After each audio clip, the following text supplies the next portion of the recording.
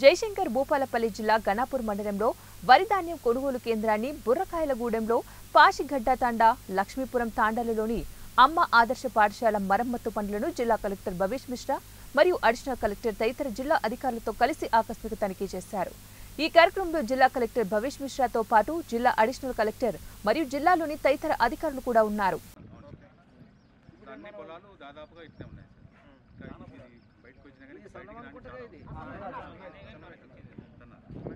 ఇప్పుడు బయట మార్కెట్లో సన్నం మీరు అమ్ముతున్నారా? ఇది ఇక్కడ ఇప్పుడు లేదు సార్. వర్షాకాలం అమ్మినాం సార్.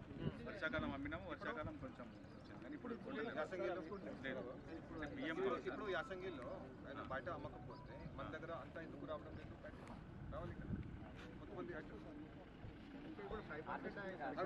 ఇప్పుడు లాస్ట్ ఇయర్ మనం ఎంత ప్రిపేర్ చేసాము? 1,20,10,000 చేసాము.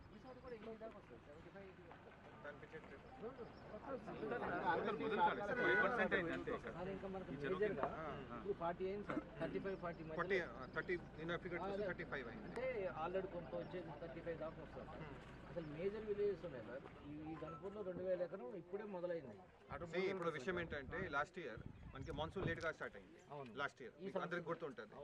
మనకి జూన్ నెల మొత్తం మనం ఎదురు చూసినా కూడా సరిగా వర్షం పడలేదు, లాస్ట్ లో పడింది. ఈసారి ఎట్లా ప్రెడిక్షన్ లేదు, ఈసారి ముందే పడుతుంది. అవును. సో ఇట్లాంటి వర్షం పడిన